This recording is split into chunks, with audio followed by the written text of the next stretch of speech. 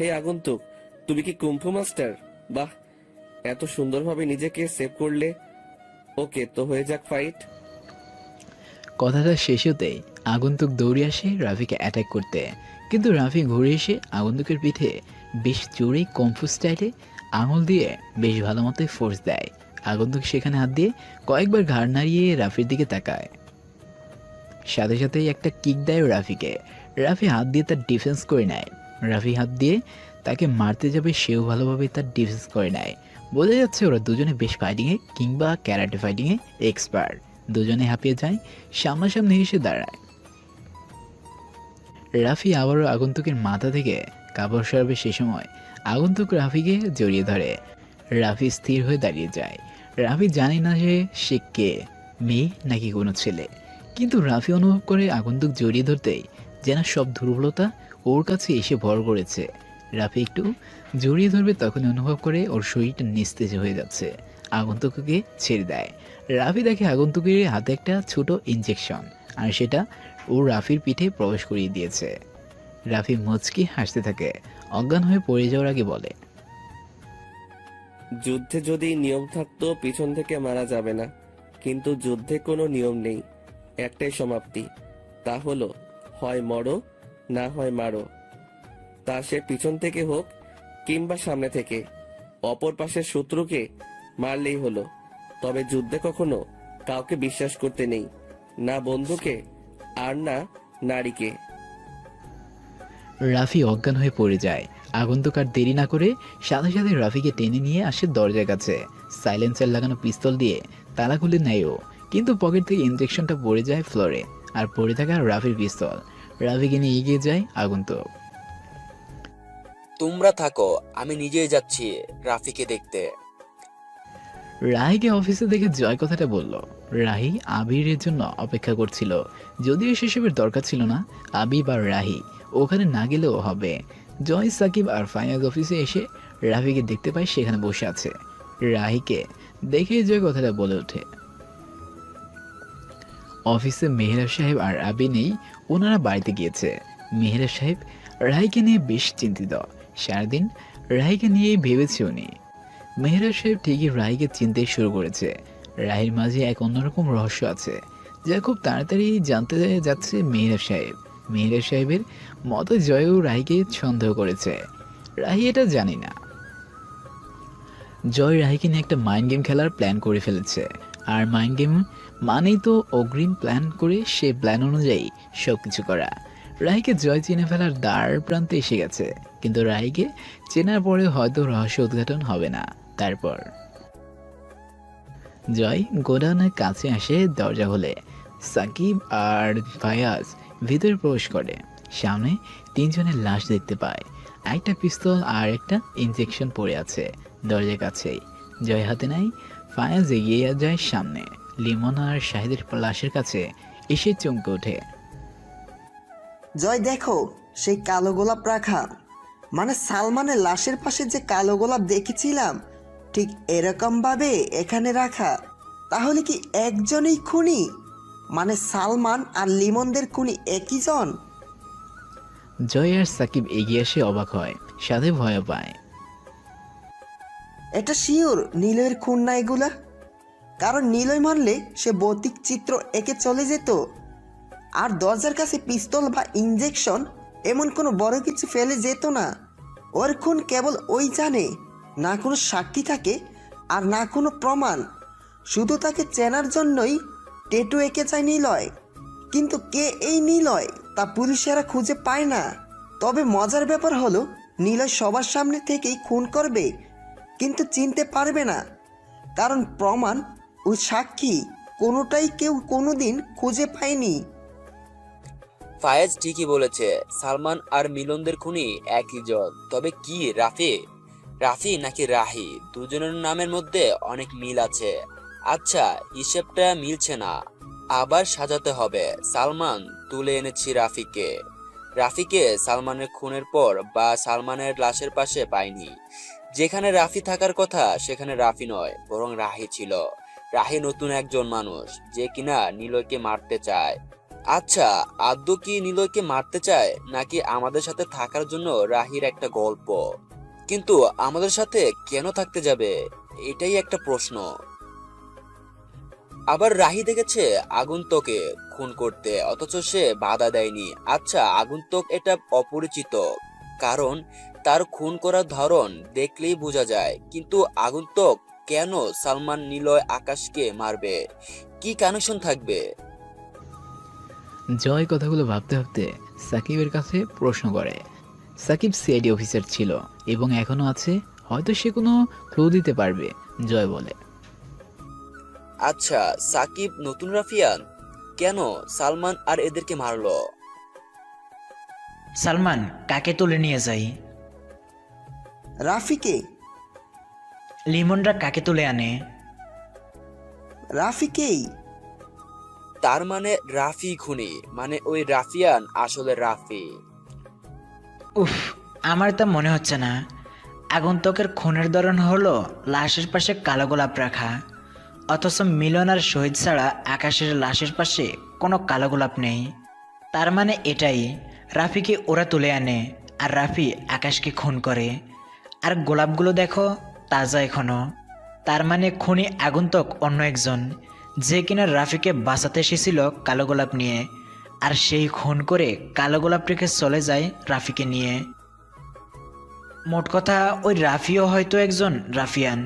সে আকাশকে মারে আর ওই আগন্তুক এই দুজনকে মারে। এইবার প্রশ্ন হলো, এই রাফি আসলে কে? নিলয়ের লোক? নিলয়ের লোক হলে তো তাকে ধরাটা সহজ না। আর রাফিকে বাঁচাচ্ছে নিলয়ের কেউ না, কারণ নিলয়ের লোকগুলোর খুনগুলোতে কোনো প্রমাণ থাকবে না। অথচ সেই আমরাই পিস্তল আর ইঞ্জেকশনের মতো এত বড় ক্লু পেয়েছি। রাফি হয়তো নিলয়ের কেউ, আর রাফিকে বাঁচাচ্ছে অন্য একজন। এখন প্রশ্ন হতে পারে, রাফিকে কে বা কেন বাঁচাচ্ছে? রাফি নিজেই বলেছিল সে বস্তির একজন ছেলে, তাহলে তাকে বাঁচাচ্ছে এমন একজন যে ওকে ভালোবাসে। আমার কাজ হলো রাফিকে কে ভালোবাসে, যদিও শিওর না, তবে এটাই লজিক বলে। সে রাফিয়ান নাও হতে পারে, তবে ওর কাছের ওই মানুষটাকে ধরলেই কিছুটা পাওয়া যাবে সূত্র। সাকিব কথাগুলো বলে থামে। জয় সাকিবের দিকে তাকিয়ে মুচকে আসে। এই জন্যই সরকারি অফিসাররা বুদ্ধিমান হয়, কত সহজ করে সবকিছু বুঝিয়ে দিল। জয় রুমের চারপাশে ঘুরে দেখে। ফায়েজ বলে, আমার একটা জিনিস মনে পড়েছে। কি বলো? রাফিকে ওদের বন্ধু মানে লিমনদের বন্ধু নেহা হয়তো ভালোবাসে। আমার ধারণাটা এটাই বলে। নেহা মানে ওই আরিয়ান ভাইয়ের বোন? বাট আরিয়ান ভাই তো থাকেই না এখানে, কেবল দেশ ছেড়ে চলে গেছে। এখন থাকার মতো নেহা থাকে, আর ওর বাড়ির সামনে এক গাদা সিকিউরিটি থাকে। নেহা কিভাবে ওই খ্যাত ছেলেকে ভালোবাসবে? এখন পয়েন্ট তো এখানেই। নেহা হয়তো জেনে গেছে রাফি আসলে খ্যাত কেউ না, বস্তির ছেলে যখন মাস্তান, এরকম কিছু সে জেনে ফেলেছে। তাই হয়তো রাফিকে ফলো করতে করতে ভালোবেসে ফেলেছে। হতে পারে লিমনরাও এটা জেনেছিল, এর জন্য রাফিকে তুলে এনে মারতে চাইছিল। আর হয়তো নেহাওকে মানে রাফিকে সাপোর্ট করছে। সাকিব আবারও বুদ্ধির পরিচয় দিল। এখন কাজ হলো নেহাকে তুলে এনে রাফির সবকিছু খুঁজে বের করা। কিন্তু নেহাকে তুলে আনাটা ঠিক একদমই সহজ না। আরিয়ান ভাইয়ের বোন নেহা, যদিও আরিয়ানকে তেমন দেখেনি কেউ, তবে যতটা ধারণা করা হয় কয়েক বছর আগে রাফিয়ান ভাই এসে নেহাকে রেখে চলে যায়। রাফিয়ান ছিল বিজনেসম্যান, যদিও সবার সামনে তিনি বিজনেসম্যান হিসাবে পরিচিত লাভ করেছে, তিনি আসলে অন্যরকম ছিল। নেহা আর রাফি ঘুরে ফিরে সন্দেহটা ওদের দিকেই যাচ্ছে। এখানে থাকা অনেক ক্লু তো তাই বলে। জয় মেহরাব সাহেবকে ফোন দেয়। মেহরাব সাহেব নিজের রুমে বসেছিল। জয়ের ফোন পেয়ে রিসিভ করতেই জয় বলে, স্যার, দুটো কালো গোলাপ, একটা পিস্তল আর ইনজেকশন সিরিজ পেয়েছি, বড় প্রমাণ। তবে খুনিকে ধারণা করে নিয়েছি, খুব তাড়াতাড়ি খুঁজে বের করব। আর নিলয়ের কাছে হয়তো প্রায় পৌঁছে গিয়েছি। কালো গোলাপ মানে সালমানের লাশের পাশে যেমন কালো গোলাপ ছিল ওটা? ওটাই, মানে সালমানের খুনি আর মিলনদের খুনি একই ব্যক্তি। এখানে এসে মিলনের লাশ অবস্থায় দেখি রাফির নামে ছেলেটা নেই, আর খুনগুলো সেই করেছে। আপনি অফিসে আসুন, সব বলছি। নিলয়ের বোন? না না, এটা কেন হবে? ও তো আমার অর্ডার ছাড়া কখনো বের হয় না। তাহলে কিভাবে সে গেল? আমাকে না বলে সে কেন গেল? রাফিকে বাঁচাতে? রাফিকে তো ছাড়বই না, নিলয়ের বোনকে আমার থেকে কেড়ে নিচ্ছে। কিন্তু কেন? নিলয়ের বোন আমাকে না বলে কোনো মিশনে যাবে না। এরকমটা কেন করলো? সব তো ঠিকই ছিল, ঠিকঠাক মতো প্ল্যান কাজ করছিল। নিলয় চাইলে আমাকে মারতে পারতো না, তাহলে কেন হঠাৎ করে এত কিছু হয়ে গেল? রাফি কোথা থেকে কেন আসলো এসবে? আর নিলয়ের বোনই বা কেন গেল রাফি সংক্রান্ত বিষয়ে নাক গলাতে? কি চায় ও? সমস্যাটা কি ওর? মেহরাব সাহেব প্রচণ্ড রেগে যায়। রাগে ড্রিঙ্কসের বোতল ছুঁড়ে মারে ফ্লোরে। আবি দৌড়ে ভিতরে প্রবেশ করে। মেহরাব সাহেব পায়চারি করছে। আবি বলে, কি হয়েছে? প্ল্যানে গরমিল হয়ে গেছে আবি। এখন মনে হচ্ছে একমাত্র তুমিই পারো আমাকে বাঁচাতে। বলুন কি করব? রাফি নামের একটা ছেলেকে মারতে হবে। কারণ? আমার থেকে কারণ জানতে চাইছো তুমি? ওকে, তুমি যেহেতু বন্ধু তাই তোমাকে সবটা বলবো। আমার প্রধান হাতিয়ার ছিল নিলয়ের বোন। নিলয়ের বোন? সে কোথা থেকে আসলো? মেহরাব সাহেব চুপ হয়ে যায়, অবাক হয় আবির দিকে তাকিয়ে। প্রথম দিন তো ঠিকই আবিকে নিলয়ের বোনের কথা বলে, তাহলে সেদিন এমন কোনো রিয়েক্ট করেনি ও। আজকে হঠাৎ এভাবে প্রশ্ন কেন করলে? তার মানে কি সে নিলয়ের ব্যাপারে আদৌ তেমন কিছু জানে না? যাক, ভালোই হলো, সেদিনের সন্দেহটা একটু দূর হলো আবির উপর থেকে।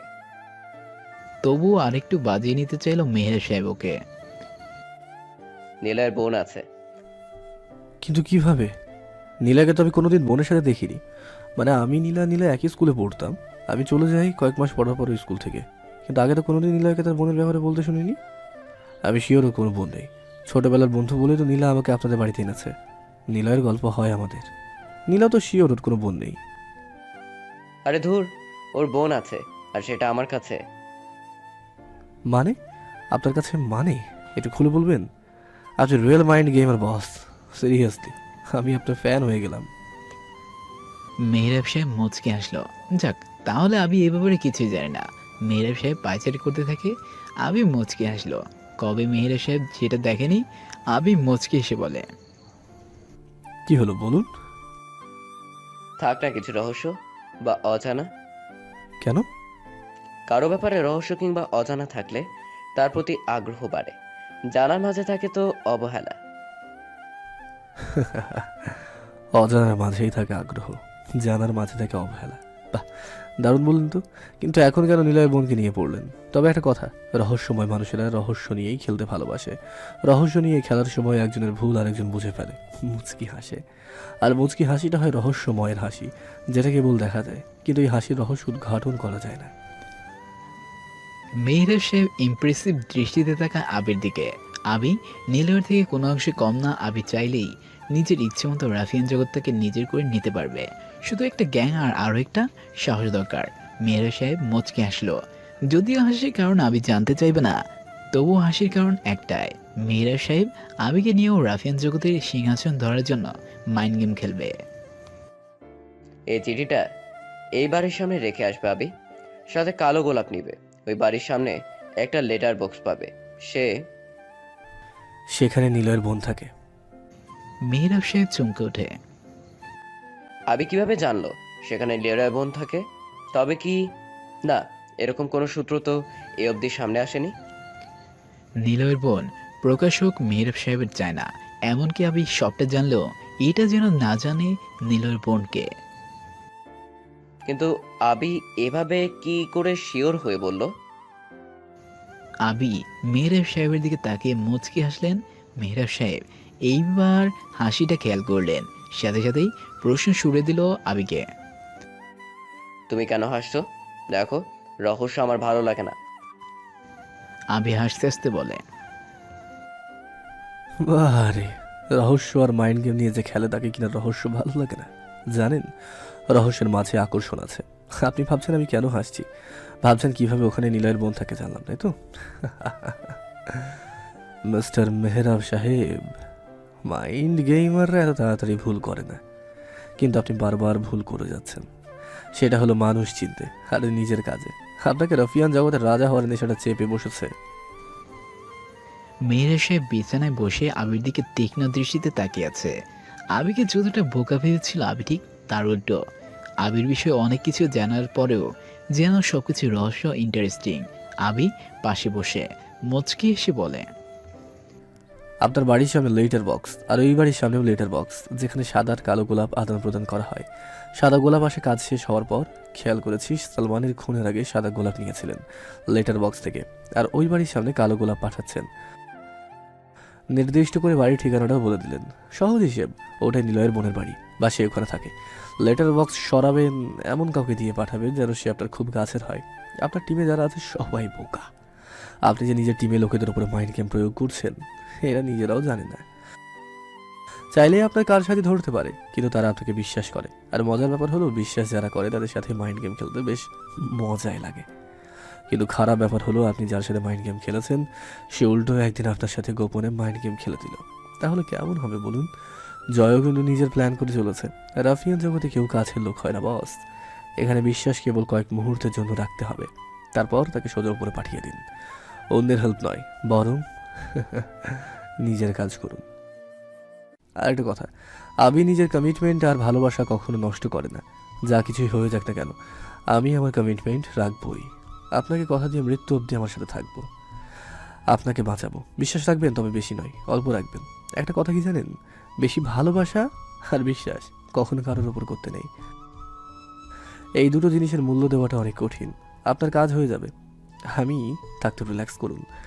আর একটা কথা, মাইন্ড গেমের মধ্যে রাগ থাকতে নেই। আপনি রাগ নয়, বরং ভালোবেসে হাসি মুখে নিলয়ের বোনের সাথে কথা বলুন, তাহলে সবকিছু সহজ হয়ে যাবে।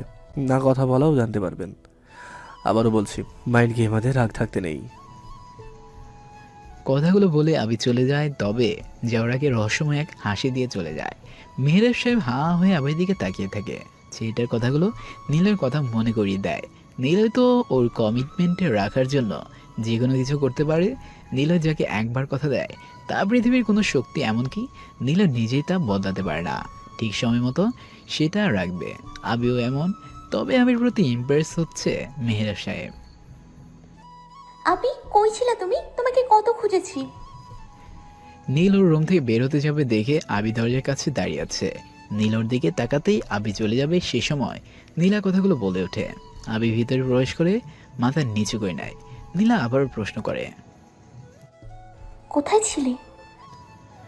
আবি কোনো কথা বলে না, বিছানার উপর এসে বসে বলে, নীলা, আমি তোমাকে ভালোবাসি। নীলা অবাক হয়। আজকে আমি বেশ স্বাভাবিক হয়ে কথা বলছি, তবে কি আমি আস্তে আস্তে ঠিক হয়ে যাচ্ছে? আর ও ঠিক হয়ে গেলে আমাকে কি ভালোবেসে ফেলবে? না মানে অলরেডি ভালোবেসে ফেলেছে ও। তাহলে যখন একেবারেই ভালো হবে, তখন সে যদি আমাকে চায়, তখন কি করব? আমি যদি না করে দিই, ও আবার কষ্ট পেয়ে পাগল হলে তখন কি হবে? নীলা কথাগুলো ভাবছে। আবির আচার আচরণ অনেকটা স্বাভাবিক হয়ে গেছে, তবে কি সে এখন বুঝতে পারছে সবকিছু? আবি, আমাকে কেন ভালোবাসো তুমি? নীলা আবিকে বোঝার জন্য প্রশ্ন করে। আবি সাথে সাথে উত্তর দেয়, জানি না, আমি তোমাকে ভালোবাসি। আমি তোমাকে ভালোবাসি। আমি তোমাকে ভালোবাসি। আমি যদি তোমাকে ভালো না বাসি? চলে যাব। আমি তোমাকে ভালোবাসি। আরে কোথায় যাবা তুমি? অনেক দূর, হারিয়ে যাব। তুমি তো দেখি অনেক গুছিয়ে কথা বলছো। কি হলো হঠাৎ? তুমি ঠিক হয়ে গেছো? আমি বুঝতেই পারিনি। আঙ্কেল অনেক ভালো, আমার কে আর নাই। এই জন্য ভালো হয়ে যাচ্ছ? কিন্তু এসব কি বলছো? আমাকে এসব বলবে না। আমি তো নিলয় নামের ছেলেকে ভালোবাসি। আমাকে নিলয় বলে ডাকবে। গাধা ছেলে বলে কি? শোনো, নিলয় হলো নিলয়, ওর মতো তুমি হতে পারবে না। আর তোমাকে ডাকবো না। তুমি ঘুমাবে? আমার রুমে ঘুমাও। আমি নিলয় হব, আমি নিলয় হব। দেখো, ছেলে আবার পাগলামো করে। আচ্ছা তুমি নিলয়ই হও। আমি তোমাকে ভালোবাসি, আমি নিলয় হব। আমি তোমাকেই ভালোবাসি, আমি নিলয় হব। নিলয় আসবে না, আমি নিলয় হব। নিলয় আসবে না, আমি নিলয় হব। আমি তোমাকে ভালোবাসি। নীলা যেটার ভয় পাচ্ছিল সেটাই হলো। কেয়ার নিতে যেয়ে আবির মনে নীলার প্রতি ভালোবাসার জন্ম নিয়েছে। আর এখন নীলের কথা শুনে আবি একাধারে কথা বলছে, আর এতটাই জোরে বলছে যে মেয়েরাব যেন শুনতে পাবে। তাই তাড়াতাড়ি নীলা ওর কাছে এসে হাত ধরে মাথায় হাত বুলিয়ে দিয়ে বলল, আচ্ছা তুমি নিলয়, আমাকে ভালোবাসো? তুমি আমাকে ভালোবাসো? তুমি আমাকে ভালোবাসো? বাবা, আমি তোমাকেই ভালোবাসি। খুশি তো এবার? এখন ঘুমাও। আবি নীলার কোলে মাথা রাখে। নীলা আজকে কোনো বাধা দিল না। সবকিছু গলিয়ে যাচ্ছে ওর। তবে কি আবি? না না, কি সব ভাবছে ও?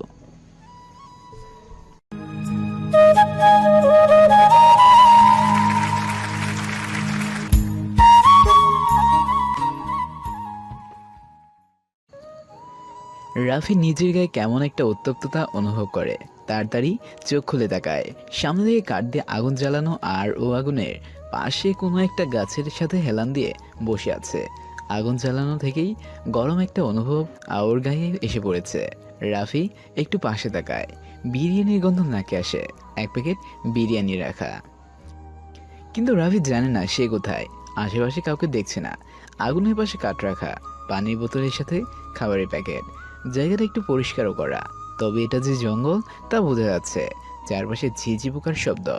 রাফি পানির বোতল থেকে পানি খেয়ে উঠে দাঁড়ায়। কেমন যেন ব্যথা অনুভব হচ্ছে ওর সারা গায়ে। মনে মনে বলে, ভাবতে ভাবতে কিছু দূর এগিয়ে যায় জ্যোৎস্না রাত। জঙ্গলের মধ্যে কতগুলো গাছ কেটে একটি ছোট্ট সরোবর বানানো হয়েছে। চাঁদের আলো ওই পানির উপর এসে পড়েছে। রাফি সেদিকে যেতেই দেখে কেউ একজন দাঁড়িয়ে আছে।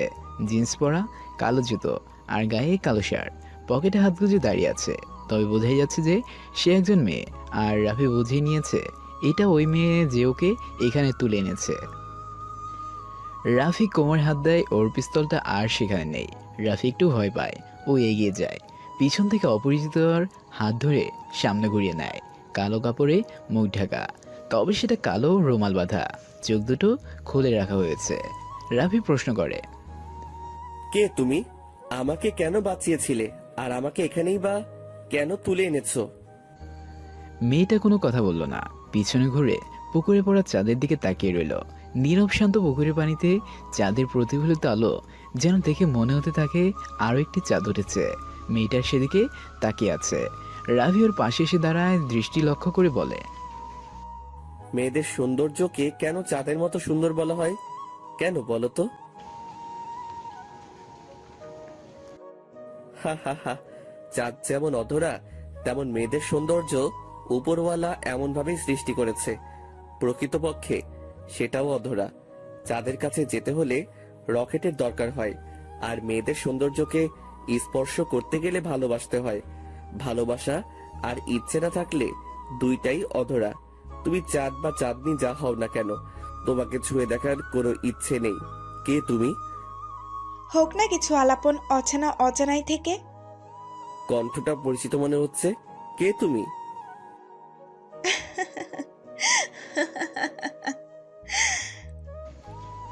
মেয়েটা হাসে। রাফি মেয়েটার দিকে তাকায়। মেয়েটার সামনের দিকে চেয়ে আছে। রাফি জানে মেয়েটা রহস্যময়, আর ঠিক রহস্যতা রেখেই কথা বলবে। তোমাকে এখানে কে পাঠিয়েছে? রাফি অবাক হয়। মেয়েটা দেখি অনেক কিছুই জানে, কিন্তু রাফি নিজেই জানে না এখানে কে পাঠিয়েছে তাকে। রাফি অবাক হয় প্রশ্ন করে, প্রশ্নটা আগে আমার ছিল, তুমি কে? আর মুখ থেকে রুমাল সরাও। তোমার যখন 11 বছর বয়স, তখন তোমার মা থাকার সত্ত্বেও তোমার বাবা আরও একটি বিয়ে করে। তোমার বাবার দ্বিতীয় বিয়েটা তোমার মা মেনে নিতে পারেনি। তুমি প্রশ্ন করেছিলে। কেন? তুই আর মাকে রেখে আরো একটি বিয়ে করেছো? তোমার বাবা তোমার উপর রেগে বলে, তো কি হয়েছে, এখন থেকে এটাও তোমার মা। তোমার নিজের মা এসব কিছু সহ্য করতে পারেনি। তোমার বাবার বিয়ের রাতেই একদিকে তোমার বাবার নতুন বিয়ে করা মহিলার সাথে বাসর হচ্ছিল, আরেক রুমে তোমার মা নিজেই নিজের গলাতে ওড়না পেঁচিয়ে নিজেকে মেরে ফেলেছিল। এক রুমে তোমার বাবা বেশ আরামেই রাত কাটিয়েছিল।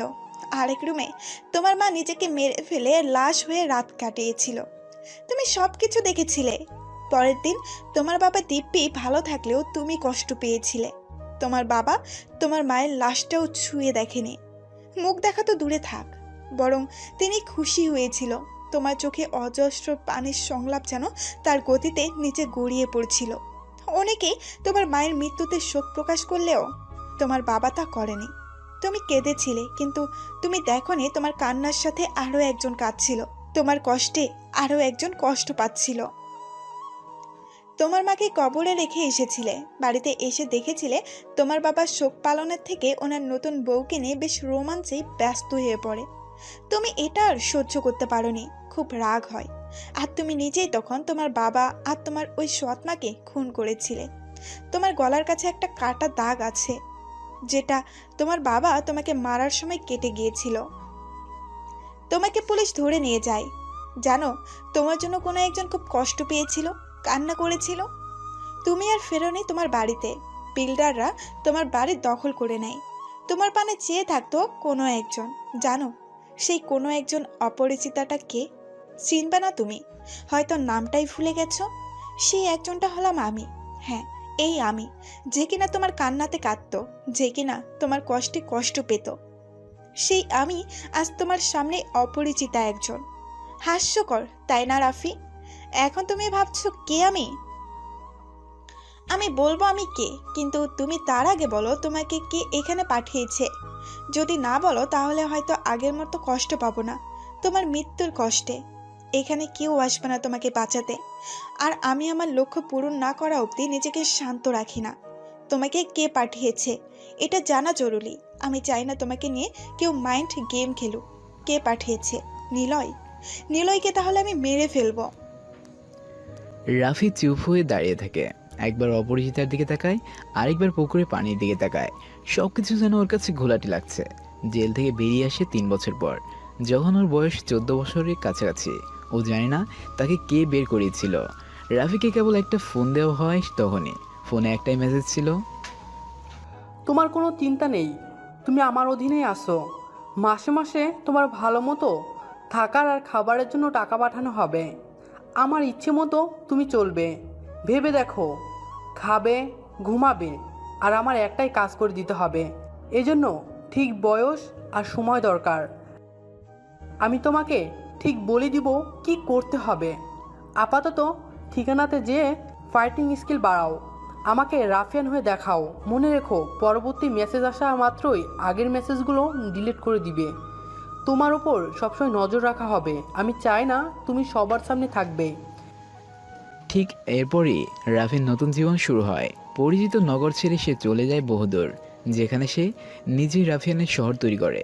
এরপরই হঠাৎ একদিন একটা মেসেজ আসে, আর সেটা হলো, এই শহরে এসে থাকো, খাও, পড়াশোনা করো, আর নিলয়ের গল্প নীলা বা অন্যদের কাছে প্রকাশ করো।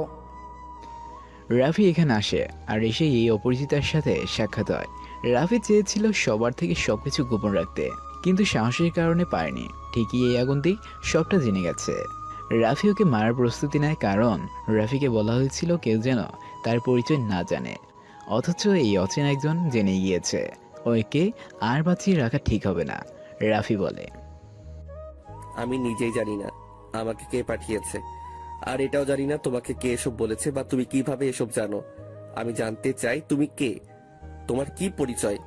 আমি আমার ইচ্ছেটা কখনো নষ্ট করি না। ইচ্ছেটা পূরণ করতেও যদি তোমাকে বলো কে তুমি। দুজনেই চুপ হয়ে যায়, কেউ কোনো প্রকার কথা বলে না। আগন্তুক জানেই না ওকে দিয়েও মাইন্ড গেম খেলানো হচ্ছে, অথচ সে অন্যের উপর থেকে মাইন্ড গেম সরাতে যাচ্ছে। রাফি নিজেই জানে না তার কাজ কি, অথচ সে সব কিছু করেই যাচ্ছে অর্ডার মতো। কিন্তু ওরা কেন এমন করছে? নিজের মধ্যে কেন এত রহস্য রাখছে? রাখার কারণ কি? তবে যারা ওদের উপর মাইন্ড গেম খেলছে তারা সব কিছু জেনে যাবে ভেবে, হ্যাঁ, এটার জন্য দুজনে এত কাছে থেকেও নিজেদের মধ্যে রহস্য রেখে কথা বলছে। মেহরাব সাহেব বাড়ি থেকে বের হওয়ার সাথে আবিও বের হয়। আবি প্রশ্ন করে, আপনি কি অফিসে যাবেন? হয়তো ওই লেটার বক্সটা সরাতে যাব। আমি নিজেই করে দেবো, আপনি অফিসে যান। জয়বোধে কারো যেন কোনো প্রকার সন্দেহ না হয় যে আপনি নিজে ওদের ওপর মাইন্ড গেম খেলছেন। ওকে, বুঝেছি। তুমি তাহলে ওখানে যাও। মেহরাব সাহেবের বাড়িতে একটা বাইক রাখা আছে। মেহরাব সাহেব চলে যায় গাড়ি নিয়ে। আবি বাইকের কাছে আসে, বাইকে উঠবে ঠিক তখনই নীলা ব্যালকনিতে এসে দাঁড়ায়। বাইরে তাকাতেই দেখে আবি বাইক স্টার্ট দিচ্ছে। নীলা অবাক হয়। আবি পাগল ছিল তাহলে বাইকে কি করছে? ও কি তবে বাইক চালাতে পারে? কিন্তু কিভাবে সম্ভব? কখনো তো এমন দেখিনি। তাহলে কি আবি পাগল না? ও কি সব নাটক করছিল? কে তাহলে ও? রাফি প্রশ্ন করে পাশে দাঁড়িয়ে থাকা অপরিচিতার দিকে। তোমাকে চেনা আমার কাছে কঠিন নয়, কঠিন তোমাকে কে পাঠিয়েছে সেটা জানা। আর তোমাকে যে রাফিয়ার জগতে পাঠিয়ে নিলয়ের শত্রু নাকি বন্ধু হিসেবে ব্যবহার করা হচ্ছে সেটা বুঝতে পারছি না। নিলয়কে আমি কোনোদিন দেখিনি। শুনেছি নিলয় হলো রাফিয়ান জগতের একমাত্র কিং, আর তাকে সরিয়ে সবাই তার জায়গা দখল করতে চায়। ভার্সিটিতে আসার সময় রাহি নামের কোনো একজন পাগলের সাথে পরিচয় হয়, কিন্তু সে আসলে পাগল ছিল না, সে পাগলের অভিনয় করত। কিন্তু রহস্যটা জানার আগেই সেও হারিয়ে গেছে। রাহি নয়, ও ছিল রাহাত, আর সাথে যে ছিল সে হলো নিলয়। তুমি নিলয়ের শত্রু না? কারণ তুমি নিলয়কে জানতে, তবুও তাকে কিছুই বলনি। হয়তো তোমাকেও নিলয়ের শত্রু হিসেবে পাঠানো হয়নি, না হলে নীলা ম্যামের কাছে তুমি রাফিয়ার জগতের কিং সম্পর্কে গল্প বলতে না। ওরা দুজনেই চুপ হয়ে যায়। কি বলবে আর খুঁজে পাচ্ছে না। রাফিকে ব্যবহার করছে কোনো একজন, আর এটাই হলো মেন রহস্য। আর রাফির পাশে যে দাঁড়িয়ে আছে তাকে ব্যবহার করছে মেহরাব সাহেব। দুজনেই নীলাকে ক্ষতি করতে পারে, আবার নাও পারে, কিন্তু ওদের মাঝে নিজেদের করা প্রশ্নটা রয়ে গেল। কে তুমি? তোমাকে কে পাঠিয়েছে? ঠিক দুজন যখন নিজেদের মধ্যে প্রশ্ন করা শুরু করেছে, দূর থেকে শুনতে পায় তখন বাইকের শব্দ। ওরা ঘুরে তাকায়, দেখে ওদের দিকে একটা বাইক এগিয়ে আসছে। কালো রঙের বাইক রাফি আর অপরিচিতার দিকে এগিয়ে আসে। বাইকের পিছনে এগিয়ে আসে আরও একটা গাড়ি, যেটা চালাচ্ছে নীলা। আবিকে ফলো করতে করতে সে চলে আসে পিছনে, আর আবি আসে তার গন্তব্যে। ওরা তাকিয়ে দেখে একটা বাইকে ওদের দিকে এগিয়ে আসছে। কিছু সময় পর ওদের সামনে এসে বাইকটা থামে। বাইক থেকে নেমে আবি পকেট থেকে সিগারেট জ্বালায়। ঠোঁটে নিয়ে টানতে টানতে রাফি আর অপরিচিতার দিকে এগিয়ে আসে। অপরিচিতার দিকে তাকিয়ে মুচকি হেসে বলে, কেমন আছিস? অপরিচিতা কোনো প্রকার কথা বলে না। আবি পাশে এসে দাঁড়ায়। রাফি কেবল বোকা দৃষ্টি তোর তাকিয়ে আছে। আবিকে ওর চেনা চেনা মনে হচ্ছে। হ্যাঁ, এ তো ওই পাগলটা যে কিনা রাহির সাথে থাকতো। তাহলে কি রাহি মানে রাহাত আর আবি মানে Niloy, the king of Rafian city? Rafi কথাগুলো ভাবতে থাকে। আবি রাফির দিকে তাকিয়ে বলে, আমাদের বাড়ির পাশেই তো তুই থাকতি, আমার বোনের বয়সে ছিলি। আমার থেকে অনেক ছোট তোরা। তোর মা মারা যাবার পর তুই নিজেই তোর বাবাকে মেরে ফেলেছিলি, এখনো চিনতে পারিসনি? কথাটা বলে পাশে দাঁড়িয়ে থাকা আবি অপরিচিতাকে মুখ থেকে রুমালটা খুলে বলে। ও মুখ থেকে রুমাল খুলে রাফির দিকে তাকায়। রাফি বলে ওঠে, নেহা, তুমি এখানে? নেহা আমার বোন। মানে তুমি নিলয় ভাইয়া? আমি সেই নিলয় যাকে মারতে পুলিশরা ধরতে, এমনকি তোকে এখানে যে পাঠিয়েছে সেও হয়তো আমাকে মারতে খুঁজছে। আমি সেই নিলয়। তুমি ওই নেহা না যার সাথে আমি ছোটবেলাতে খেলা করেছি, একই স্কুলে পড়েছি, রোজ একসাথে যেতাম, খেলতাম, ঘুরতাম? আমি ওই নেহা। তুমি আসবে ভাইয়া তা জানতো, আর তাই তোমার উপর আমি ভার্সিটি থেকে নজর রাখি। কিন্তু তোমাকে কে পাঠিয়েছে? আমি নিজেই জানি না। আমার কাছে শুধু মেসেজ আসতো, আর কিছুই জানি না। ওকে, তোমাকে খুন হতে হবে, মানে খুনের মাইন্ড গেম খেলতে হবে। তোমাকে যে পাঠিয়েছিল সে আসবে, আর এদিকেও অনেকটা কাজ সহজ হবে। সময় হয়ে এসেছে সামনে আসার।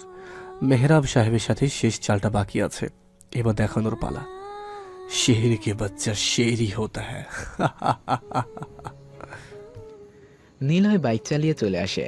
নিলয়দের থেকে কিছুটা দূরে দাঁড়িয়ে থাকে নীলা। সে রাফি, নেহা, আবিকে এভাবে দেখবে কখনো ভাবেনি। নীলা এখনও নিলয়কে আবি হিসেবেই চিনেছে। মনে মনে ভেবে নেয়, কালকে রাফি আর নেহাকে খুব করে ধরবে। আবি এভাবে হঠাৎ পরিবর্তন হয়ে ওদের সাথে কি কথা বললো, আর ওরাই বা এখানে কেন? কথাগুলো ভাবতে ভাবতে ও নিজের গাড়ির কাছে আসে। ঠিক কিছুটা দূরে আরও একজনের ছায়া মূর্তি দেখে নিলা। অবাক দৃষ্টিতে তাকিয়ে তাকিয়ে কালো লম্বা কোট পরা দাঁড়িয়ে আছে, মুখটা ঢাকা। নীলার দিকে তাকায়, সাথে সাথে জঙ্গলের মধ্যে হারিয়ে যায় লোকটা। নীলা কিছু সময় অবাক দৃষ্টিতে তাকিয়ে থাকে। রাফিয়া নেহার উপর নজর রাখছিল নাকি আবিরের উপর নজর রাখছিল নাকি আমার উপরে নজর রাখছিল? না না, আমার উপর কেন রাখবে? আবিরের উপর? আবির তাহলে কে যে ওর উপর নজর রাখবে? আব্বুর লোক বলে? তবে কি আব্বুর উপর বিপদ হতে যাচ্ছে? কিন্তু না, এটা হবে না। আব্বু যে ধূর্ত লোক, এতে উনি সামলে নেবে। কিন্তু আমি এক্ষুনি বাবার অফিসে যাব সবকিছু জানাতে। আচ্ছা, রাফি আর নেহার উপর নজর রেখেছে? হতে পারে, কারণ ওরা সাধারণ স্টুডেন্ট ছিল, কিন্তু আজকে ওদের অন্যরকম রূপ দেখেছে সবাই। তাহলে কি ওদের বিপদ? কালকে সব রহস্য উদ্ঘাটন করতে হবে আমার। নীলা কথাগুলো ভাবতে ভাবতে সেখানে চলে আসে। ওদিকে রাফি আর নেহা সেখানে দাঁড়িয়ে আছে পুকুর পাড়ে, দুজন দুজনের দিকে তাকিয়ে আছে। নেহাকে নীলয় আগে থেকেই জানতো। ভার্সিটির সামনে আবি আর রাহি, সে যে দুজন পাগল ঘুরতো নীলার জন্য, নেহার জন্য আর রাফিকে জানার জন্য। রাফি নেহার কাছে সরে এসে দাঁড়ায়, কেউ কোনো কথা বলছে না। নেহা আস্তে করে রাফির হাত ধরে। রাফি মুচকি হেসে নেহার দিকে তাকায়। তারপর রাফি নেহাকে জড়িয়ে ধরে একসাথে বাচ্চার স্বপ্ন দেখে। আবি মেহরাব সাহেবের অফিসে চলে আসে। মেহরাব সাহেব একা রুমের মধ্যে বসে ইজি চেয়ারে হেলান দিয়ে ডোল খাচ্ছে। আবি অবাক হয়। যেখানে সবার থাকার কথা সেখানে মেহরাব সাহেব একা একা বসে আছে। আবিকে দেখে মেহরাব সাহেব বলল, আমার কাছে এসে বসো আবি। আবি কোনো কথা বলে না, মেহরাব সাহেব পাশে যেয়ে বসলো। মেহরাব সাহেব বসা থেকে উঠে দাঁড়ায়, কয়েকবার পায়চারি করে একটু থেমে বলতে থাকে, আবি জানো, রাহিনা নীলার বন্ধু রাহাত। মানে? আমি জেনে গিয়েছি সে রাহি নয়, রাহাত। কিন্তু কিভাবে? মেহরাব সাহেব সিগারেট জ্বালায় ঠোঁটে দিয়ে কয়েকটা টান দিয়ে জানালা দিয়ে বাইরে ফেলে আবির সামনে এসে দাঁড়ায়। আবি চুপচাপ বসে আছে। একদিন ঠিক এভাবে মেহরাব সাহেব নীলার সামনে নীলাকে নিয়ে মাইন্ড গেম খেলেছিল। আজকে ঠিক সেরকমটাই হতে যাচ্ছে। তবে এইবার তার মতো না, আমার মতো করেই হবে। কথাগুলো আবি নামধারী নীলয় ভাবছে। রাহি কেন রাহাত সেটা বলুন। নীলার একটা পার্সোনালিটি হলো সে ওর নিজেদের লোকদেরও কখনো ফেস দেখায়নি, অথচ সে থাকতো সবার সামনে। শুধু ওই ব্যক্তিটাই যে নীলা, এটা কেউ জানতো না। জানো তো, এটার জন্য ওকে ধরাটা অনেক কঠিন। সে সবার সাথে মাইন্ড গেম খেলতে প্রস্তুত, আর এটাই ওর পছন্দ। ওর মাইন্ড গেমে একটাই পরিণতি, যদি সে ভুল করে তবে প্রথমবারে তাকে মারো, আর না হলে ওর মাইন্ড গেমের শেষ পরিণতি হিসেবে তাকে পরের বার মারা নয়, বরং সে নিজেই সবাইকে মারবে। আপনি রাহির কথা বলুন।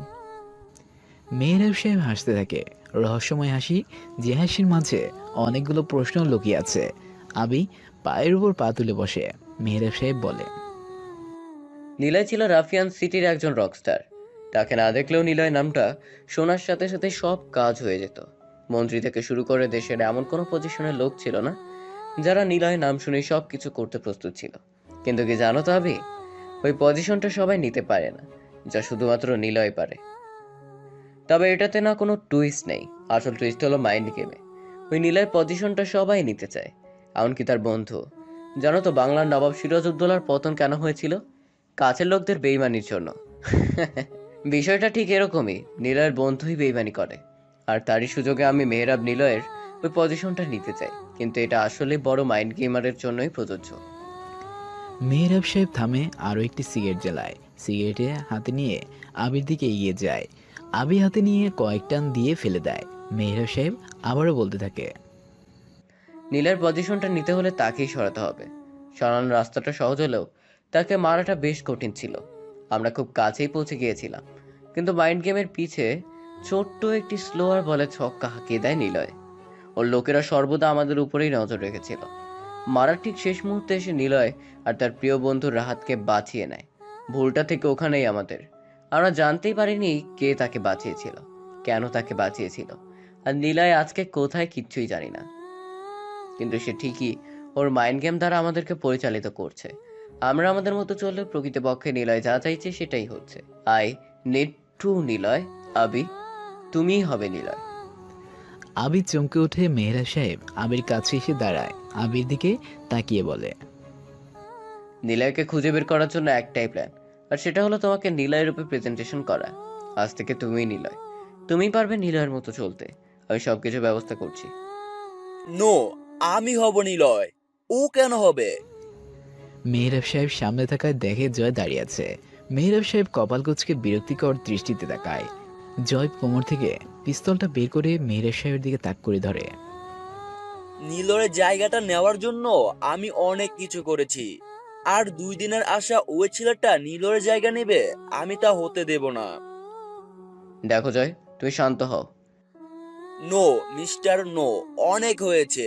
আমার তো মনে হচ্ছে আপনি নিজেই আমাদের সাথে মাইন্ড গেম খেলছেন। আমি রাফিয়ান জগতের আসল রাফিয়ান হতে চাই, মিস্টার রাফিয়ান আমি হব। আর এর জন্য যদি আপনাকেও মারতে হয়, আমার একটু আফসোস হবে না। আর চাইলেও আপনি তা পারবেন না নিজেকে বাঁচাতে। আমরা ছাড়া আপনার কাছে কেউ নেই। তাই আবার বলছি, আপনি যদি বাধা দেন তো আপনাকেও মেরে ফেলতে প্রস্তুত। কথাটা জয় শেষ করতে পারেনি, শাট করে একটা গুলি চলে। পুরো রুমটা কেবল কয়েক মুহূর্তের জন্য স্তব্ধ হয়ে যায়। সবাই অবাক হয়ে মেহরাব সাহেবের পিছনে দাঁড়িয়ে থাকা আবির দিকে তাকায়। মুখে সিগারেট, ডান হাতে মেহরাব সাহেবের পিস্তল, যা টেবিলের উপর রাখা ছিল। ঠোঁট দিয়ে সিগারেট কামড়ে দিয়ে ধোঁয়াগুলো নাক দিয়ে ছেড়ে দিয়ে থাকে। মেহরাব সাহেব ঘুরে তাকায় আবির দিকে, তারপর জয়ের পিছনে থাকা ফায়েজের লাশের দিকে তাকায়। ফায়েজের বুকে গুলি লেগেছে। মেহরাব সাহেব চমকে ওঠে। যাকে নিলয়ের মতো রাফিয়ান বানাতে চেয়েছিল, সে নিজে এখন এভাবে কাউকে খুন করবে ভাবতে পারছে না। জয়ের সামনেই ফায়েজের বুকে গুলি করে। ঠোঁটে সিগারেট নিয়ে একটা চেয়ার টেনে মেহরাব সাহেব সামনে এসে ওদের মাঝখানে বসে ঠোঁট থেকে সিগারেটটা নিয়ে পায়ের উপর পা তুলে দিয়ে নাচাতে নাচাতে সিগারেটে কয়েক টান দেয়। সবাই অবাক হয়ে চেয়ে থাকে, যেন মনে হচ্ছে আসল নিলয় ওদের মাঝে এসে বসে আছে। পিস্তলটা হাতে নাড়তে নাড়তে বলে, কে যেন বলছিল মেহরাব সাহেবের কেউ নেই। হ্যাঁ Abi, and it's my city of Rafian. আর কারো কিছু বলার আছে? মেহরাব সাহেবের বন্ধু আমি, আমার সামনে তাকে অন্য কেউ মারতে পারবে না। জয় কোনো কথা বলে না। একবার আবির দিকে তাকায়, আরেকবার তাকায় মেহরাব সাহেবের দিকে। কেউ কোনো কথা বলছে না। মেহরাব সাহেব জোরে হেসে ওঠে। আমি কখনো ভাবিনি আবি তোমার জন্য এমন করবে। তো জয়ে চলে যাও, তোমাকে ছোট্ট একটি চান্স দিলাম বেঁচে থাকার। আমি নিলয়ে নয়ন যে সুযোগ দেব না, কারণ আমি চাই তোমাদের মনে ভয় জন্ম দিতে। মেহরাব নাম শুনলে যেন তোমাদের মনে ভয় কাজ করে। মেরে ফেললে তো ভয়টা থাকবে না, তাই চলে যাও। জয় কোনো কথা বলল না। আবি আর মেহরাব সাহেবের দিকে তাকিয়ে সাকিবকে নিয়ে চলে যায়। মেহরাব সাহেব আবির দিকে তাকাতেই আবি বলে, বলেছিলাম না, আমি থাকতে আপনার ক্ষতি অন্য কেউ করবে না। বন্ধু আপনি আমার। কথাটা বলে আবি মুচকে আসে। মেহরাব সাহেব অবাক দৃষ্টিতেই তাকিয়ে আছে। আজকে এমন কিছু হবে মেহরাব সাহেব কখনো ভাবতে পারেনি। মেহরাব সাহেব চেয়ারে এসে বসে। আবি বলে, সময় হয়েছে রাফিয়ান জগতে আপনাকে মিস্টার রাফিয়ান হওয়ার। কথাটা বলে আবি উঠে চলে যায়। মেহরাব সাহেব আবির চলে যাওয়ার দিকে তাকিয়ে আছে। আবি দরজা থেকে বেরিয়ে কয়েক পা আগাতেই কেউ একজন ওর পিছনে থেকে হাত টেনে ধরে। আবি ঘুরে তাকায়, চোখ দুটো বড় বড় করে সামনে দাঁড়িয়ে থাকা ব্যক্তির দিকে চেয়ে থাকে। আবি অবাক হয়ে চেয়ে থাকে। ওকে এভাবে দেখবে সামনে, এখানে আবি কখনো ধারণাও করেনি। কিন্তু ও এখানে কেন? আবি প্রশ্ন করে। আমি কখনো কল্পনা করিনি এভাবে তোমাকে এখানে দেখব।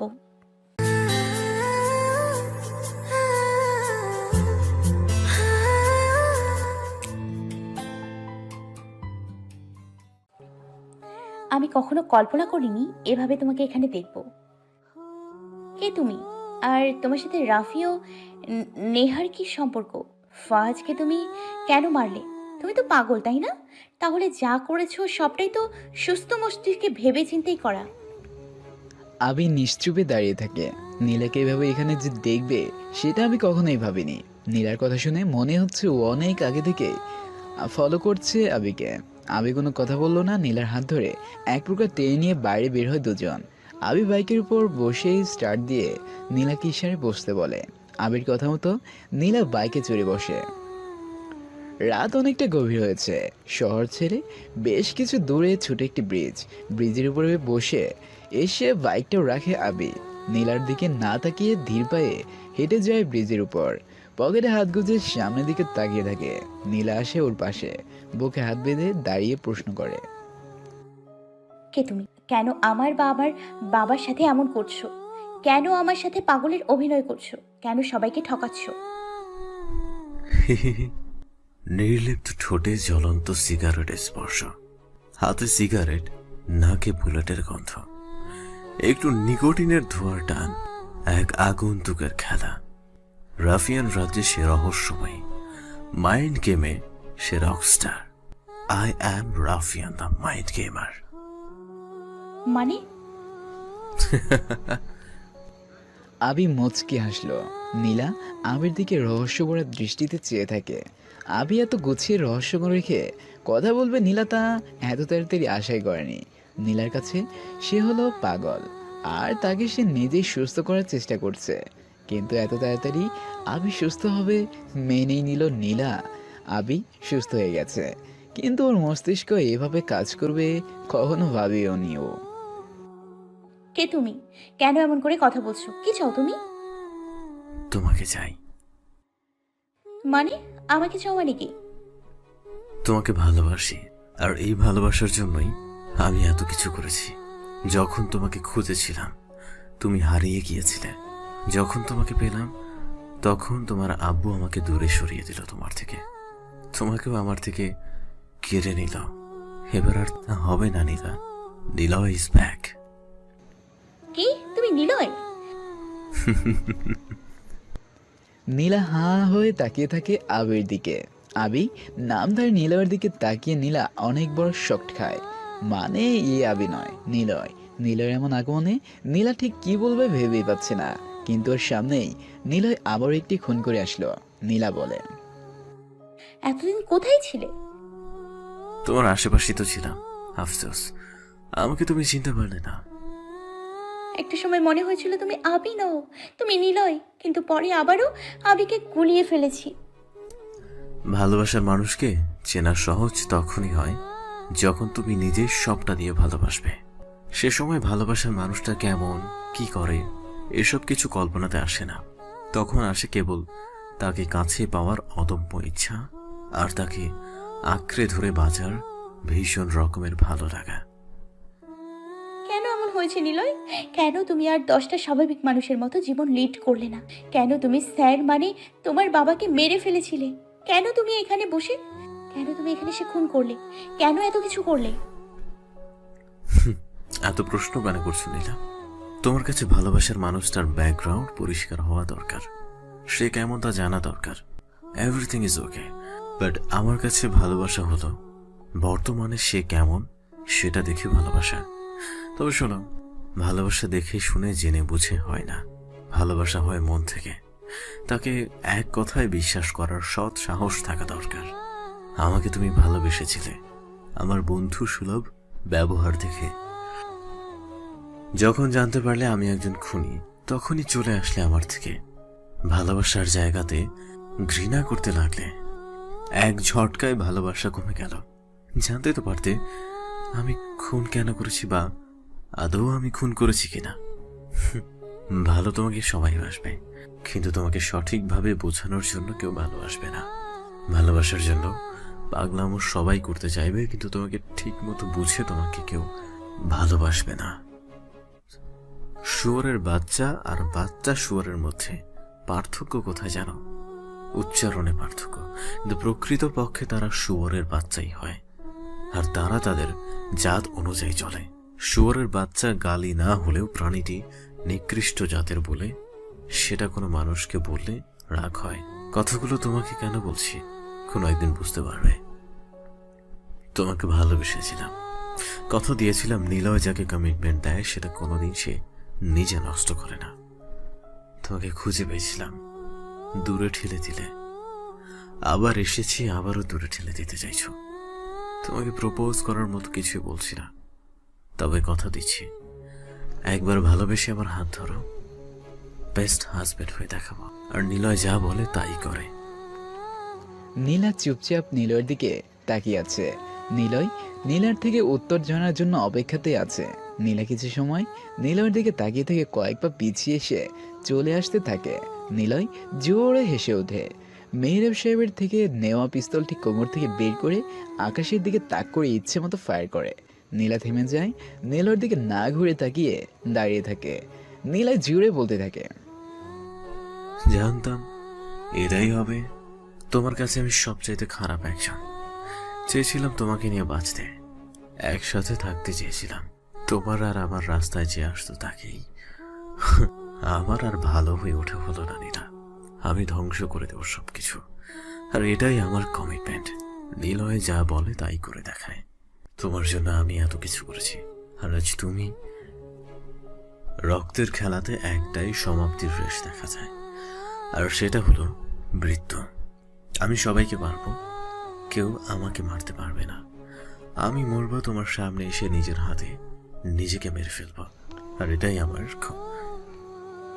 নীলয় পুরো কথাটা শেষ করতে না পারেনি। নীলা দৌড়ে এসে নীলয়কে জড়িয়ে ধরে নীলার বুকে মুখ গুজে নিয়ে ফুপিয়ে ফুপিয়ে কেঁদে ওঠে নীলা।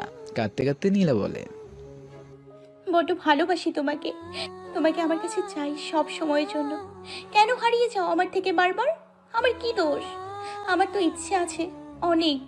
আমি তোমাকে ভালোবাসি, তুমি যেমনই হও না কেন। তোমাকে ঠিক করার দায়িত্ব আমার। তুমি খারাপ হলেও আমার, ভালো হলেও আমার। তোমাকে ঠিক পথে আমি যদি আনার চেষ্টাই না করি, তাহলে আমি কিসের ভালোবাসলাম? আর হারাতে চাই না তোমাকে, আমার করে নিব এবার, আর এসব কিছু ছেড়ে দিবা। নীলয় দুই হাত দিয়ে নীলাকে আরো শক্ত করে জড়িয়ে ধরে। নীলয় কিছু সময় নীলাকে জড়িয়ে ধরে রাখার পর বলে, সবকিছু ছেড়ে দেব, কিন্তু এবার আমার হিসেব বুঝে নেওয়ার পালা এসেছে। শেষবারের মতো মাইন্ড গেমের শহরে নিজের অস্তিত্বকে জানান দিতে চাই। আমি ওদের শহরে ওদের স্টাইলে মাইন্ড গেম খেলবা। তুমি শুধু আমার পাশে থেকো। এবার আর কোনো শক্তি নেই যে আমাকে তোমার থেকে আলাদা করতে পারে, এমনকি তোমার বাবাও পারবে না। তোমাকে নিয়ে চলে যাব, অনেক দূরে চলে যাব, যেখানে থাকবো কেবল আমি আর তুমি। কথাগুলো শেষ করে দুজন কিছু সময় খুনসুটিময় ভালোবাসায় আদান প্রদান করে। তারপর নীলয় বাইকের কাছে এসে নীলাকে ডাক দেয়। নীলা বাইকের কাছে আসার সময় খেয়াল করে অনেকটা ধরে কেউ একজন দাঁড়িয়ে আছে ওদের দিকে তাকিয়ে। নীলা তাকাতেই সেই ছায়ামূর্তি আগন্তুকটা চলে যেতে থাকে। কালো লম্বা হুটুওয়ালা পোশাক। নীলা তাড়াতাড়ি নীলয়ের কাছে চলে আসে। নীলয়কে পেছনে তাকাতে বলে নীলা, কিন্তু নীলয় তাকিয়ে দেখে সেখানে কেউ নেই। নীলা আরো কিছু সময় সেদিকে তাকিয়ে থেকে বাইকে চড়ে নীলয়ের সাথে সেখান থেকে চলে আসে। আসার পথে নীলা একটা কথাই ভেবেছে, রাফিয়ার নেহাদের ওখানেও এই অপরিচিত ব্যক্তিটা ছিল। এটা ওই ব্যক্তি নাকি আরো অন্য একজন? কিন্তু যে বা যারাই হোক না কেন, এভাবে পিছু নিচ্ছে, নিশ্চয়ই কিছু একটা হতে যাচ্ছে। আচ্ছা, নীলয়ের কোনো ক্ষতি করবে না তো? না না না, আমি নীলয়কে আমার কাছে রেখে দিব, ওর কিছু হতে দিব না আমি। কথাগুলো ভাবতে ভাবতে নীলয়কে জড়িয়ে ধরে নীলা মেহরাব সাহেবের অফিস ছেড়ে বাড়ির দিকে আগাতে থাকে। হঠাৎ দূরে দেখে মেহরাব সাহেবের গাড়িটা রাস্তার একপাশে এলোমেলো হয়ে দাঁড়িয়ে আছে। নীলা জোরে স্পিড তুলে গাড়ির পাশে এসে থামে। 5 জন মুখে রুমাল বাঁধা লোকের সামনে মেহরাব সাহেব দাঁড়িয়ে আছে, আর ওই 5 জন লোকের মধ্যে পিস্তল। নীলা ওটা দেখেই দৌড়ে ওর বাবার পেছনে যেয়ে দাঁড়ায়, বলতে থাকে, কে আপনারা? এখানে কি করছেন? আর আমার বাবার সামনে এভাবে দাঁড়িয়ে আছেন কেন? মেরা শের আগায়া, কি যেন বলছিলি তোরা? ব্যাংক অ্যাকাউন্ট হ্যাকের বিষয়ে আমি যেন নাক না গলাই। এখন বল, তোদের লিডারকে? জয়কে তো কুকুরের মতো মারবো। মেহরাব সাহেব নীলার দিকে তাকিয়ে কথাগুলো বলল। নীলা মুচকি হেসে মেহরাব সাহেবের পিছনে যেয়ে দাঁড়ায়। ঠিক সে সময় একটা বাইক ওদের গিয়ে এগিয়ে আসে। বাইক থেকে মোটা গোফের একজন লোক নামে। মুখের সামনে দাঁড়িয়ে থাকা ছেলেগুলোর মতো করেই রুমাল আটকানো মেহরাব সাহেবের সামনে এসে বলে, hello mister Mehrab, introduce myself, I am Aryan, যার নাম ভাঙিয়ে আপনি কোনো এক মেয়েকে আমারই বোন বানিয়ে এই শহরে রেখেছেন। আমি হলাম ওই ব্যাংক অ্যাকাউন্ট হ্যাকের লিডার। আপনার কিছু বলার আছে? না, তুমি যত খুশি অ্যাকাউন্ট হ্যাক করো, কোনো সমস্যা নেই। তুমি তোমার মতো করে থাকো। রাফিয়ান শহরে হ্যাকটাও কিন্তু একটা অংশ মিস্টার মেহরাব। বাই, দেখা হবে কোনো এক অচেনা সময়ে চেনা জায়গায়। রহস্যময় কথা বলে রহস্যময় হাসি দিয়ে আরিয়ান আর তার গ্যাং চলে যায় সামনে থেকে। মেহরাব সাহেব ঘুরে তাকান নীলর দিকে। তিনি বলেন, আবি, আরিয়ানকে সরিয়ে দাও, ওর রহস্য আমার ভালো লাগছে না। রহস্যময় মানুষেরা তো রহস্য নিয়েই কথা বলতে আর শুনতে ভালোবাসে। আপনি রিল্যাক্স করুন আর প্রথম থেকে এই অবধি সবকিছু ভাবুন। আপনার ভাবনার মাঝেই রয়েছে সব রহস্যের সমাধান। রহস্য এমন একটা জিনিস, বুঝতে পারলেও চিন্তা, না বুঝতে পারলেও চিন্তা। বাবা, আবিকে দিয়ে তুমি কি করতে চাও? কিছু না। আচ্ছা বাসায় চল। আর আবি, আমি শিওর আরিয়ান হলো জয় অথবা নিলয় রাহাতের মাইন্ড গেম মাত্র। চ্যাপ্টার শেষ করতে চাই, চলো তাড়াতাড়ি সবকিছু নিজেদের করে নিই। মেহরাব সাহেব গাড়ি নিয়ে চলে যায়। নীলাকে মেহরাব সাহেবের সাথে পাঠিয়ে দিয়ে পকেট থেকে ফোন বের করে নিলয় রাহাতকে ফোন দেয়। সময় এসেছে তোকে সামনে প্রকাশ হওয়ার, আর সেটা জয়দের সামনে হতে হবে। মনে আছে তো আমাদের দুজনকে জয় মেরেছিল? আগে জয়ের সাথে দেখা করব। আচ্ছা। নীলয় ফোন কেটে দেয়। জোরে একটা শ্বাস নেয় ও, কিন্তু কেন যেন ওর মনে হচ্ছে কিছু একটা ভুল সে করতে যাচ্ছে। সবকিছু এত সহজভাবে হওয়াটা ওর কাছে ঠিক মনে হচ্ছে না, কিন্তু একটা হবে। কিন্তু কি সেটা নীলয় ভেবেই পাচ্ছে না। তোমাকে একটা প্রশ্ন করি। নেহা রাফির দিকে তাকায়। দুজনে বসে আছে পাশাপাশি। রাফির করার প্রশ্ন শুনে নেহা রাফির দিকে তাকালো। রাফি ওর হাত ধরে বলল, নিলয় ভাইয়া তোমাকে কিভাবে জানে তুমি ওর বোন? আমি নিজেই জানি না কিভাবে জানে ও। মানে সে এসে বললো আর তুমি মেনে নিলে?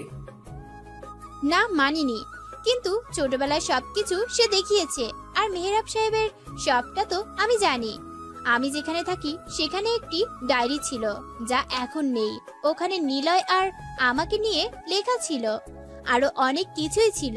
নিলয় ভাইয়াকে জয় যেদিন শেষ করতে চাইছিল, ওই দিন তাকে কোনো একজন বাঁচায়, আর তারপরেই আমার সাথে পরিচয় হয়। ওনাকে যে হসপিটালে রাখা হয়েছিল তার পাশেই মেহরাব সাহেব আমার সাথে রোজ দেখা করত। নিলয়ের ব্যাপারে বলতো সে নাকি আমাকে মারতে চায়, আমার পরিবারকে সে মেরেছিল। এসব কিছু শুনতাম আমি। খুব রাগ হতো। নিলয়কে খুঁজে মারার ইচ্ছাটা মনের মধ্যে প্রবল হতে থাকে। তখনই বলি আমি রাফিয়ান হয়ে নিলয়কে মারতে চাই। মেহরাব আঙ্কেল আমাকে সবকিছু শিখাতে সাহায্য করে। একদিন পুরনো বাড়িতে ফিরছিলাম, রাস্তায় কয়েকজন ছেলেরা ঝামেলা করে। তখন ঠিক অতটা সাহস হয়ে ওঠেনি আমার। সে সময় নিলয় ভাইয়া এসে সবাইকে এমন ভাবে পিটিয়েছিল যা দেখে আমি অবাক হয়ে গিয়েছিলাম। ওনার সাথে সেদিন থেকে পরিচয় হয়। আমি তখনও জানতাম না উনি নিলয় বা আমার ভাইয়া। ওনার থেকে শুনেছিলাম রোজ আমার সাথে যে ব্যক্তিটা দেখা করে সে আসলে কে। আমি ওকে বলেছিলাম আমার বাবা, কারণ মেহরাব সাহেব আমাকে মেয়ে হিসেবেই অনেকের কাছে পরিচয় করিয়ে দিয়েছিল। এসব কিছু শুনে নিলয় ভাইয়া হাসতো। আস্তে আস্তে আমাদের ফ্রেন্ডশিপ তৈরি হয়। ওনাকে একাই থাকতে দেখতাম, হাতে পায়ে মাথায় চোট লাগা অবস্থাতে ছিল। ওনাকে জিজ্ঞাসা করি কেন মেহরাব সাহেবের কথা বললে তিনি হাসতো। একসময় তিনি সবকিছু ক্লিয়ার করে।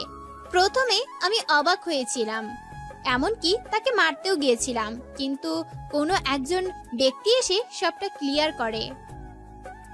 কোনো একজন ব্যক্তি মানে কে সে?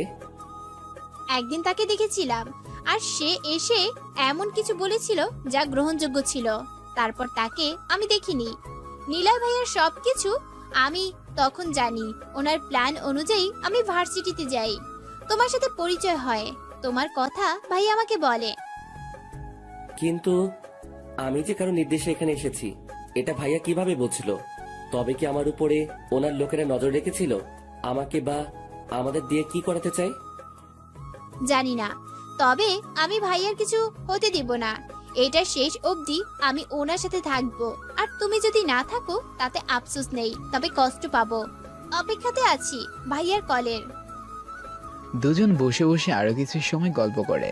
তারপর আমাদের প্ল্যানটা এবার কাজে লাগাতে হবে। জয়ের কথা শুনে সাকিব বসা থেকে উঠে দাঁড়ায়, জয়ের দিকে তাকিয়ে বলে, চল নীলাকে কিডন্যাপ করি আর মেহরাব সাহেবকে বোঝাই আমাদের ক্ষমতা। সাকিব জয়ের কথা শুনে বসা থেকে উঠে দাঁড়ায়। ঠিক তখনই শুনতে পায় অনেকগুলো বাইকের শব্দ। ওরা পিছনে ঘুরে তাকায়, দেখে কতগুলো বাইক চালিয়ে কয়েকজন জয় আর সাকিবের দিকে আসছে। জয়দের সামনে এসে বাইকগুলো থামে, হেলমেট খুলে সবাই বাইক থেকে নামে। জয় শব্দ করে বলে, আরিয়ান ভাই তুমি? আমি। কিন্তু তুমি এখানে কেন? কারণ এখন আমাকে তোর প্রয়োজন। মানে আমার কেন প্রয়োজন হবে তোমাকে? কারণ আবি আর মেহরাবকে আমি মারতে চাই। পুরো দেশের ব্যাংকগুলো আমার আন্ডারে নিতে চাই। মানে খুব সহজ, ব্যাংক অ্যাকাউন্ট হ্যাকগুলো আমারই করা। কিন্তু আবি আর মেহরাবের জন্য এটা এখন সম্ভব হচ্ছে না। শোন, আমি এমনি কাজ করি না, একটা ডিলে আয়, তুই আর আমি মিলে ওদের দুজনকে মারবো।